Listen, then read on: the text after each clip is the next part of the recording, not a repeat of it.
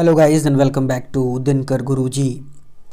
दोस्तों, आज की इस वीडियो में हम डिस्कस करने वाले हैं सामान्य हिंदी के कुछ महत्वपूर्ण प्रश्न जो कि काफ़ी महत्वपूर्ण होने वाले हैं आपकी आगामी आने वाली प्रवेश परीक्षाओं के लिए। तो जो भी छात्र इलाहाबाद विश्वविद्यालय की प्रवेश परीक्षा या CUET, UG या PG में प्रतिभाग करने वाले हैं उनके लिए ये वीडियो काफ़ी महत्वपूर्ण होने वाला है।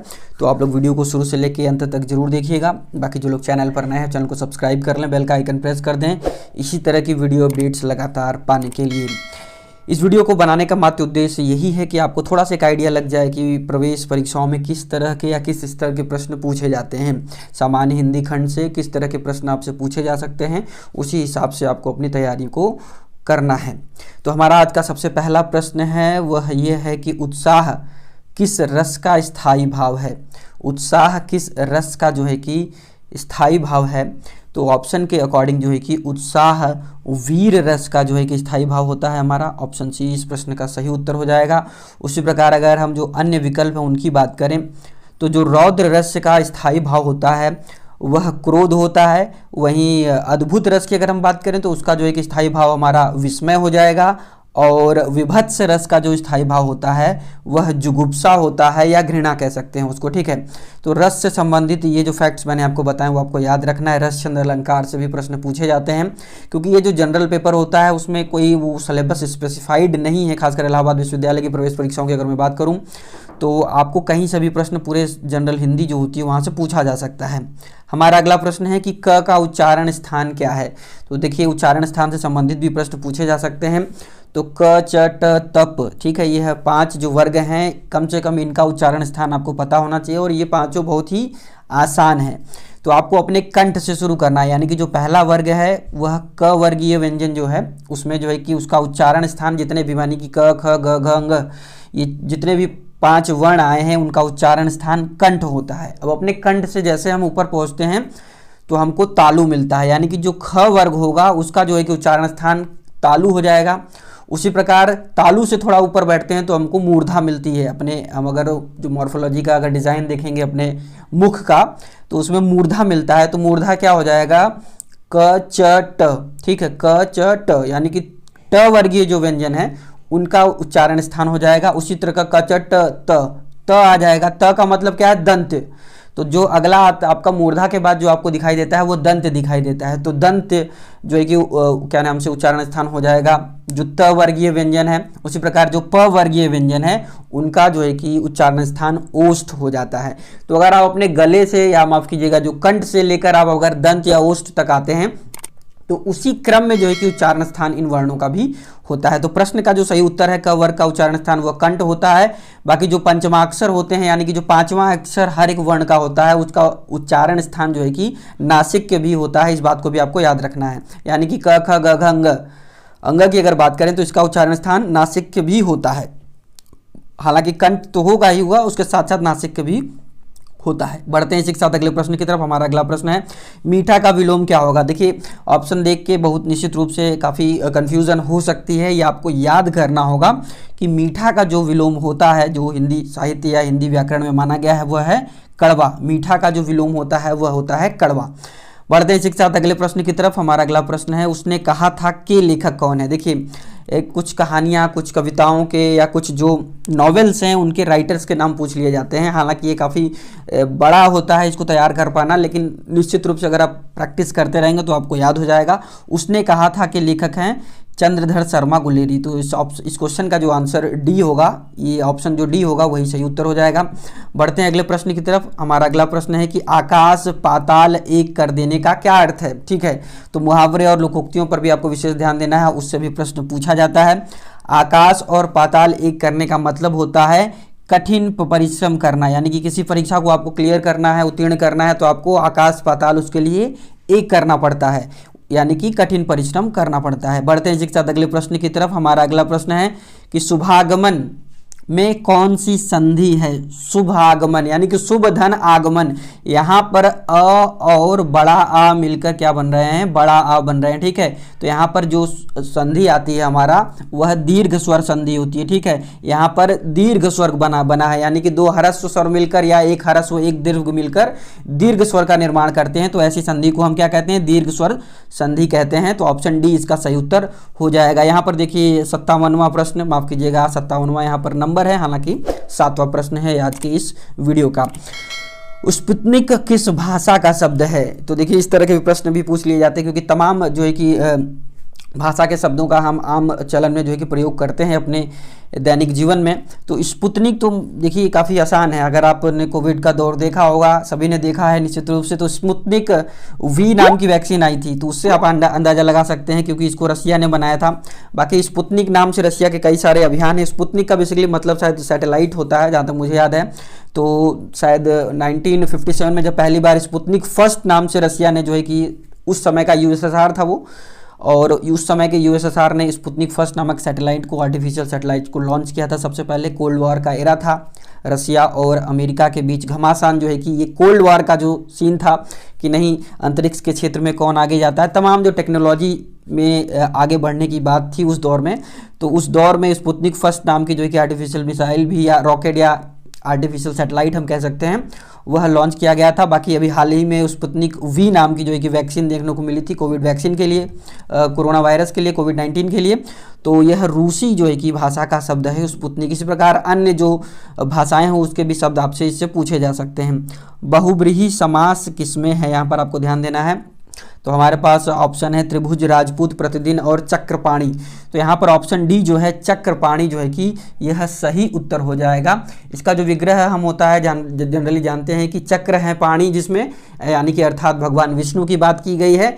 तो यहाँ पर जो है कि बहुब्रीहि समास देखने को मिलेगा हमको। इसी के साथ बढ़ते हैं अगले प्रश्न की तरफ। संयुक्त व्यंजन क्या है यहाँ पर? तो संयुक्त व्यंजन का मतलब ये है कि दो व्यंजनों से मिलकर जो व्यंजन बनता है वो संयुक्त व्यंजन कहलाएगा। यहाँ पर ऑप्शन सी में जो ज्ञ दिख रहा है यह जो है कि हमारा संयुक्त व्यंजन है। इसी प्रकार छत्रज्ञ, ठीक है, क्षत्रिय वाला जो छ होता है वो भी जो है कि क और छ से मिलके बना होता है। उसी प्रकार ज्ञ की अगर हम बात करें तो ज और इ के योग से बना हुआ है ये। त्र की बात करें, त्र जो होता है हमारा वह त और र के योग से बना हुआ है। तो इस तरह से जो है कि जो हमारे संयुक्त व्यंजन है उससे रिलेटेड प्रश्न आपसे पूछे जा सकते हैं। दिए गए प्रश्न में ज्ञ जो है कि हमारा सही उत्तर ऑप्शन सी हो जाएगा। बढ़ते हैं अगले प्रश्न की तरफ। हमारा अगला प्रश्न है जो किसी नियम का पालन न करे कहलाता है। तो उसके लिए OWS यानी कि वन वर्ड सब्स्टिट्यूशन क्या होगा? उच्च श्रृंखल। उच्च श्रृंखल इसको पढ़ेंगे, जो भी एग्जैक्टली पढ़ना थोड़ा सा डिफिकल्ट है। उच्च श्रृंखल जो है कि यह जो है कि सही उत्तर हो जाएगा इस प्रश्न का। बढ़ते हैं इसी के साथ अगले प्रश्न की तरफ। हमारा अगला प्रश्न है कि उचित विकल्प चुनकर रिक्त स्थान की पूर्ति करें। उत्थान के लिए श्रम करना पड़ता है, डैश अपने आप ही हो जाता है। तो आपको विकल्प में चूज करना है कि कौन सा सटीक शब्द जो है कि इस वाक्य को पूर्ण करेगा। तो उत्थान है तो जनरली होता क्या है इसमें, अपोजिट शब्द यानी कि जो विलोम शब्द होते हैं वही यहाँ पर आते हैं। तो उत्थान का जो विलोम होता है वह होता है पतन। तो इसको अगर हम पतन यहाँ पर डाल कर देखते हैं तो रख कर देखेंगे तो हमको क्या मिलेगा? उत्थान के लिए श्रम करना पड़ता है, पतन अपने आप ही हो जाता है। तो ये काफ़ी सही एकदम सटीक बात कही गई है यहाँ पर। अगला प्रश्न हमारा है कि कौन सा एक शब्द श्रृंखला में नहीं है, यानी कि एक सीरीज है ये वर्ड की, मान लीजिए 4 शब्द दिए गए हैं, चारों में एक भिन्न कौन सा है, एक ऑड वन आउट आपको बताना है यहाँ पर। तो यहाँ पर आप देखेंगे तो तड़ित जो है, चपला और चंचला यह जो है कि बिजली का पर्यायवाची है, जबकि यामिनी जो है ऑप्शन बी जो है यह रात्रि का पर्यायवाची है। तो अतः जो है कि ऑप्शन बी हमारा सही उत्तर हो जाएगा। यामिनी जो है कि यहाँ पर एक श्रृंखला में नहीं है, यह श्रृंखला से थोड़ा सा भिन्न है। बढ़ते हैं इसी के साथ अगले प्रश्न की तरफ। अगला प्रश्न है कि हिंदी वाक्य में पदक्रम किस प्रकार का होता है? पदक्रम कहने का मतलब क्या है कि किसी वाक्य को अगर लिखा जाए हिंदी में, किसी वाक्य का जो सिंटैक्स होता है अंग्रेजी में अगर कहे तो वह हिंदी में किस प्रकार होता है। तो हिंदी में हम सबसे पहले कर्ता लिखते हैं, फिर कर्म लिखते हैं, फिर जो है कि हमारी क्रिया आती है। जैसे उदाहरण के तौर पर अगर मैं कहूँ विनय पतंग उड़ाता है, ठीक है, विनय पतंग उड़ाता है कहने का मतलब क्या है, पहले विनय हमारा कर्ता हो गया, पतंग जो है कि कर्म है और उड़ाता है जो है कि क्रिया हो गई। तो हिंदी वाक्य में पद क्रम इसी प्रकार लिखा जाता है, जबकि अंग्रेजी में इस तरह नहीं लिखा जाता है। तो बढ़ते हैं इसी के साथ अगले प्रश्न की तरफ। हमारा अगला प्रश्न है, मोहन अपने कार्य में दक्ष है, में रेखांकित शब्द का सही विकल्प चुनें। तो दक्ष का यहाँ पर अर्थ पूछा जा रहा है, एक तरीके से कहा जाए तो दक्षता का मतलब होता है प्रवीणता, ऑप्शन सी इसका सही उत्तर हो जाएगा। और इंग्लिश में इसको कॉम्पिटेंसी भी हम कह सकते हैं। तो कॉम्पिटेंट है, कॉम्पिटेंसी है उसके अंदर अपने कार्य के प्रति, तो प्रवीणता जो है कि ऑप्शन सही उत्तर हो जाएगा इस प्रश्न का। बढ़ते हैं जी के साथ अगले प्रश्न की तरफ। जिस क्रिया का फल कर्म पर पड़ता है उसे कहते हैं सकर्मक क्रिया। ठीक है, जिस क्रिया का फल उसके कर्म पर पड़ता है उसको हम सकर्मक क्रिया कहते हैं। तो बढ़ते हैं इसी के साथ अगले प्रश्न की तरफ। हमारा अगला प्रश्न है कि संयोजिका में प्रयुक्त प्रत्यय क्या है। तो बेसिकली प्रत्यय क्या होते हैं? प्रत्यय वह शब्दांश होते हैं जो किसी मूल शब्द में मिलकर उसका अर्थ या लिंग अथवा वचन बदल देते हैं। तो यहाँ पर संयोजिका में जो प्रत्यय लगा है अंत में जुड़कर, प्रत्यय अंत में जुड़ता है मूल शब्द के। ठीक है, तो संयोजक प्लस का अगर हम करें तो यह हो जाएगा। और यहाँ पर इससे हमको जो है कि ये पता चल जाएगा कि यहाँ पर इसमें कौन सा जो है कि क्या नाम से प्रत्यय लग रहा है। तो यहाँ पर हमको जो है कि यहाँ पर आ प्रत्यय हमको देखने को मिलेगा, माफ़ कीजिएगा, यहाँ पर आ प्रत्यय है, संयोजक प्लस आ। जैसे हम जोड़ के देखें, अगर लिखे तो संयोजक प्लस आ लिखते हैं तो यहाँ पर संयोजक जो है कि यहाँ पर देखिए इसका लिंग अलग है, जबकि जब हम इसमें आ जोड़ देते हैं तो संयोजिका बन जाता है, यानी कि इसका लिंग परिवर्तन हो जाता है। तो प्रत्यय का यही कार्य है, वह लिंग को परिवर्तित कर सकता है, वचन को परिवर्तित कर सकता है, अर्थ को भी परिवर्तित कर सकता है। तो इस प्रश्न का जो सही उत्तर था वो ऑप्शन बी आ होगा। बढ़ते हैं इसी के साथ अगले प्रश्न की तरफ। हमारा अगला प्रश्न है 67वां प्रश्न जो है इस सीरीज में 67वां प्रश्न है, किस शब्द में उपसर्ग का प्रयोग नहीं किया गया है। उपसर्ग वो शब्द या शब्दांश होते हैं जो कि किसी मूल शब्द के आगे जुड़कर उसके अर्थ को, लिंग को, वचन को बदल देते हैं। ठीक है, तो यहाँ पर हम देख सकते हैं जो ऑप्शन ए यहाँ पर अनार दिख रहा है, क्योंकि अनार एक स्वयं में ही मूल शब्द है। तो यह जो है कि यहाँ पर किसी प्रकार के उपसर्ग का प्रयोग नहीं हुआ है। इसके अतिरिक्त जो भी विकल्प दिए गए हैं वहाँ पर अ उपसर्ग का प्रयोग किया गया है। बढ़ते इसी के साथ अगले प्रश्न की तरफ। हमारा अगला प्रश्न है कि कालिंदी कूल कदम्ब की डारन में कौन सा अलंकार है। देखिए अलंकार से भी प्रश्न पूछ लिया गया है। तो कालिंदी कूल कदम्ब में यहाँ पर अगर ध्यान से देखेंगे तो क वर्ण की आवृत्ति हो रही है। ठीक है, क वर्ण की आवृत्ति हो रही है, और जिस अलंकार में एक ही वर्ण की आवृत्ति होती है उसको हम अनुप्रास अलंकार कहते हैं। इंग्लिश में इसको हम अलंकार को फिगर ऑफ स्पीच कहते हैं। अगर इंग्लिश में इस पर पूछा जाता तो इसको हम अलिटरेशन कहते हैं। ठीक है, जहाँ पर एक ही वर्ण की आवृत्ति होती है। बढ़ते हैं इसी के साथ अगले प्रश्न की तरफ। हमारा अगला प्रश्न है देवनागरी लिपि में कितने वर्ग हैं। देखिए यहाँ पर लिपि में वर्ग कहने का मतलब क्या है? क वर्ग, च वर्ग, ट वर्ग, प वर्ग, यही बात की जा रही है। ठीक है, तो टोटल 5 वर्ग होते हैं। तो इसका उत्तर जो है कि सही उत्तर यही होगा। कचट तप जो होता है, इससे आप याद कर सकते हैं, कचट तप 5 वर्ग होते हैं देवनागरी लिपि में। हमारा अगला प्रश्न है निम्नलिखित में से कौन सी बोलने की योग्यता है। बोलने की योग्यता की बात की गई है। तो ऑप्शन में आप देखेंगे सुलेख, श्रुतलेख और आशुलेख, ये सब क्या है? लेख हैं। लिखने की योग्यता देखी जाती है कि श्रुतलेख आप सुन के लिख पाते हैं, सुंदर लिख पाते हैं कि नहीं, आशुलेख लिख पाते हैं कि नहीं। लेकिन जो शुद्ध वर्तनी वाली बात आती है वह ऑप्शन ए जो है कि इस प्रश्न का सही उत्तर हो जाएगा। यह बोलने की योग्यता को बताता है। एक शब्द होता है, उसको आप याद कर लीजिए, भाषा विकास किस तरह से होता है। सुबोपली, सुबोपली एक शब्द है, इससे आप याद कर सकते हैं कि भाषा का विकास का जो क्रम होता है वह इसी शब्द के अनुसार होता है। यानी कि पहले से सुनना, बो से बोलना, प से पढ़ना, फिर जो है कि लिखना आदमी सीखता है। तो इस क्रम को निश्चित रूप से आपको याद रखना है। इससे रिलेटेड कई बार प्रश्न पूछे जाते हैं। हमारा अगला प्रश्न है कि मुंह में राम बगल में छुरी लोकोक्ति का क्या अर्थ है। मुंह में राम बगल में छुरी लोकोक्ति का क्या अर्थ है कि ऊपरी मित्रता और मन में शत्रुता, यानी कि ऊपर से कुछ और दिखावा कोई करता है और अंदर से कुछ और होता है। तो ऐसे व्यक्ति के लिए हम यह जो लोकोक्ति है वो यूज की जाती है। तो ऑप्शन ए इस प्रश्न का सही उत्तर हो जाएगा। अगला प्रश्न है हमारा निम्न में से कौन सा मात्रिक छंद है। मात्रिक छंद है, मात्रिक छंद यहाँ पर आप देखिए विकल्प में हमारे पास है दोहा, चौपाई, रोला। तो यहाँ पर जो तीनों ही हैं, यानी कि दोहा, चौपाई तथा रोला, यह तीनों ही क्या है? मात्रिक छंद के उदाहरण हैं।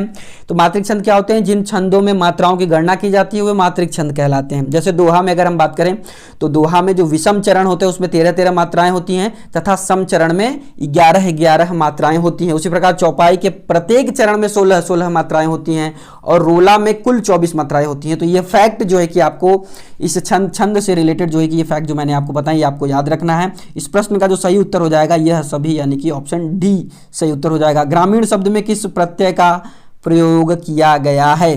तो ग्राम प्लस ईन, यहाँ पर जो है कि ऑप्शन सी इस प्रश्न का सही उत्तर हो जाएगा, ग्राम प्लस ईन। ठीक है, ऑप्शन सी सही उत्तर हो जाएगा। 74वां प्रश्न जो है यानी कि सीरीज का 74वां प्रश्न, जिसकी चिंता न की जा सके उसके लिए एक शब्द है अचिंत्य। ऑप्शन ए इस प्रश्न का सही उत्तर हो जाएगा।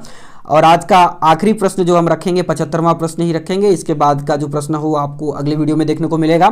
आकर्षण का विपरीतार्थक शब्द क्या है? विपरीतार्थक यानी कि अपोजिट पूछा जा रहा है, तो आकर्षण का विपरीतार्थक जो शब्द होता है वो होता है विकर्षण। ऑप्शन बी इस प्रश्न का सही उत्तर है। तो आज के इस वीडियो में बस इतना ही। उम्मीद करता हूं ये प्रश्न आपको निश्चित रूप से पसंद आए होंगे, कुछ आइडिया आपको जरूर मिली होगी।